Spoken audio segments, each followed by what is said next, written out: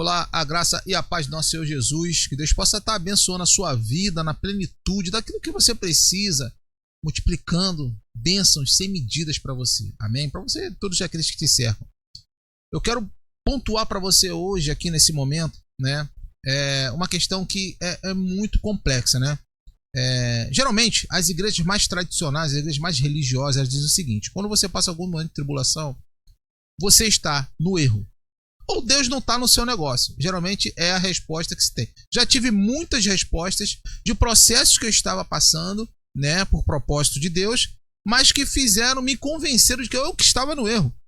E eu vou mostrar para você agora na palavra de Deus, na Bíblia, né, que não é por aí. Existe não só uma maneira, mas outras maneiras de você passar por deserto. Nem sempre é por escolhas erradas, nem sempre é por estar desviado da palavra de Deus. Às vezes é por um propósito. Eu vou te mostrar aqui dentro da palavra. Existem alguns irmãos que têm alguns perfis aqui, né, no canal, aqui no TikTok, no YouTube, no Instagram, que eles refutam isso, né?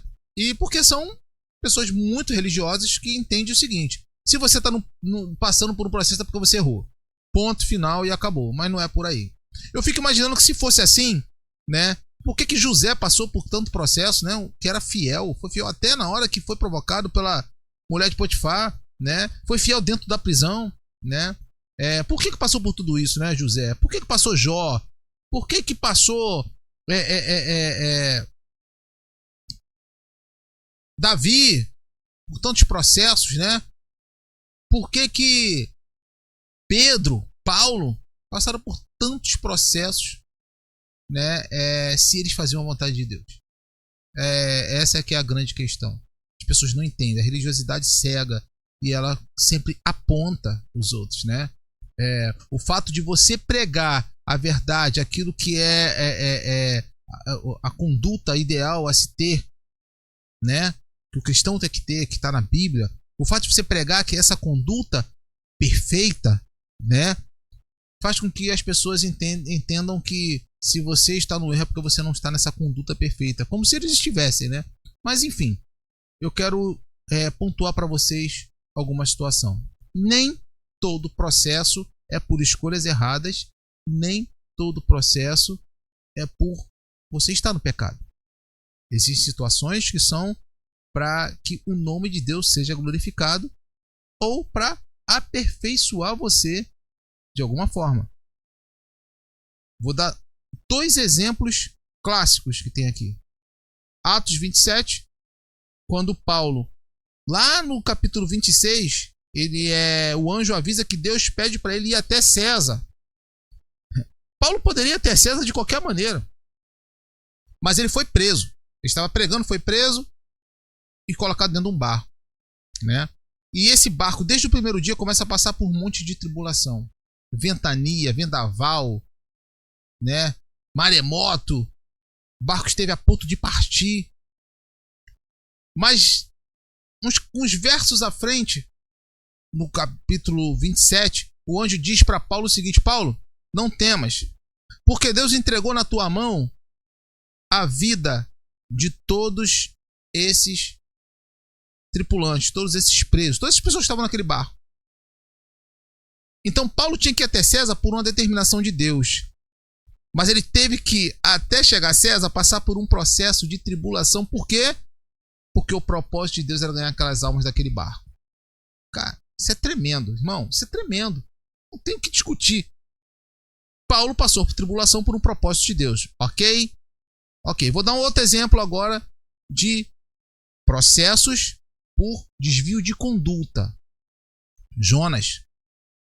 Deus manda ele ir para Nínive pregar e ele foge para Tarsis. Amém? O que acontece na viagem? A princípio, essa viagem percorreria de forma tranquila, porque ninguém naquela época navegava em tempos difíceis. Ninguém navegava com previsão de tempestade, de maremoto. Aqueles homens não tinham a tecnologia de hoje, mas eles sabiam, por experiência, o momento certo de navegar.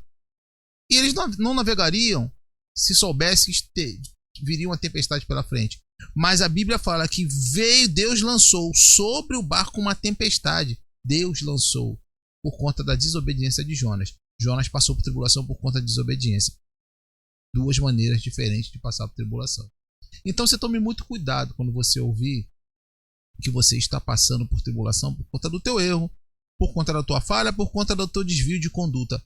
Pode até ser, mas você é quem tem que definir isso dentro de você. É você e Deus. Porque você sabe qual foram as suas ações, qual foram as suas atitudes. Deus pode até usar um profeta para apontar para você, porque você pode estar cego. Mas ainda assim, ore a Deus.